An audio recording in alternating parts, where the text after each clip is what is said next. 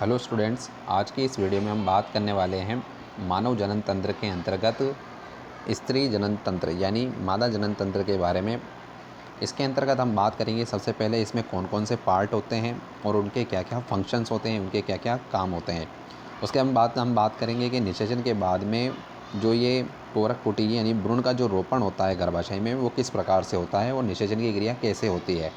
तो इसके अंतर्गत हम बात करने के लिए सबसे पहले बात करते हैं कि इसके कौन कौन से मुख्य पार्ट हैं। तो सबसे पहले बात करते हैं तो मादा जनन तंत्र के अंतर्गत सबसे पहले दो प्राथमिक जननांगों के रूप में अंडाशय होते हैं, जिन्हें क्रमशः बायां अंडाशय और दायां अंडाशय कहते हैं। इनकी संख्या 2 होती है।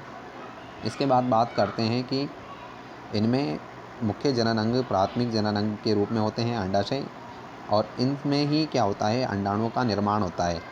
इनमें जो अंडाणुओं का निर्माण होता है वो एक समय में एक ही अंडाशय के द्वारा होता है, और वो 28 दिन के अंतर्गत एक अंडाणु का रिलीज किया जाता है, मुक्त किया जाता है। और अंडाशय से जो अंडाणु के निकलने की प्रक्रिया है, इसी को क्या कहते हैं, अंडोत्सर्ग कहा जाता है। तो इसी को अंडोत्सर्ग अंड कहते हैं। और इसी के बाद में क्या होता है कि ये इसके अगले पार्ट इसी फैलोपियन नलिका में एंटर कर जाता है। तो इसके अगले पार्ट की बात करते हैं तो ये जो दो नलियाँ हैं, इन्हें फैलोपियन नलिका कहते हैं, दोनों तरफ होती है। इसके बाद बात करते हैं कि इसकी जो मुख्य बोटी होती है गर्भाशय की, इसको गर्भाशय काय कहा जाता है, गर्भाशय काय कहते हैं। गर्भाशय काय के बाद में इसमें ये वाला पार्ट, यहाँ से जो गर्भाशय में शुरू वाला पार्ट होता है, इसे गर्भाशय ग्रीवा कहते हैं।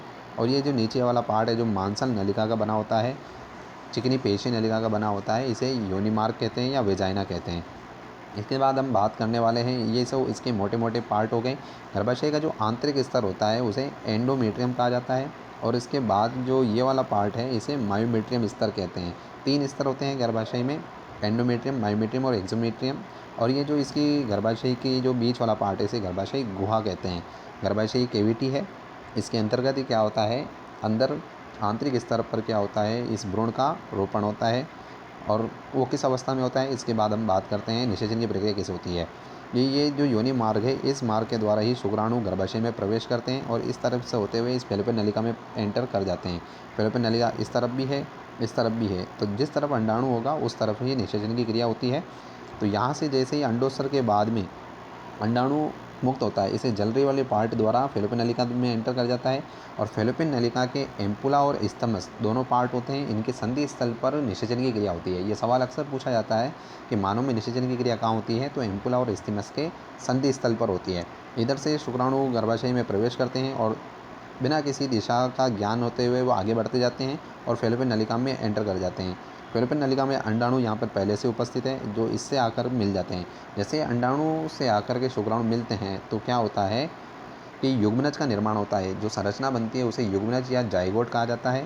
जाइगोट बनने के बाद में उसमें तुरंत उसके बाद में सेल डिवीजन, कोशिका विभाजन होना शुरू हो जाता है। जो कोशिका विभाजन होता है वो समसूत्री प्रकार का होता है, 1 से 2, 2 से 4 और 4 से 8 इस प्रकार से कोशिकाएं बनने लगती है। लेकिन उसके आकार में किसी प्रकार की वृद्धि नहीं होती है और कोशिकाएं छोटी होती जाती है।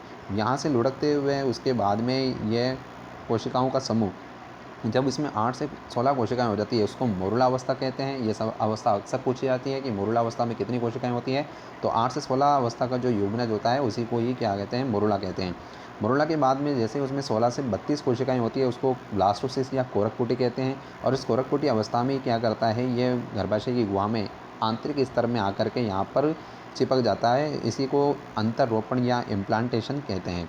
यहाँ से होने के बाद में इस भ्रूण का आगे का विकास शुरू होता है और यहाँ पर आपके निषेचन की प्रक्रिया खत्म होकर के रोपण हो जाता है। और रोपण होने के बाद में भ्रूण का आगे का विकास चलता रहता है। उम्मीद करता हूँ विद्यार्थियों, यहाँ तक आपको मानव में मादा जनन तंत्र और निषेचन की प्रक्रिया समझ आई होगी।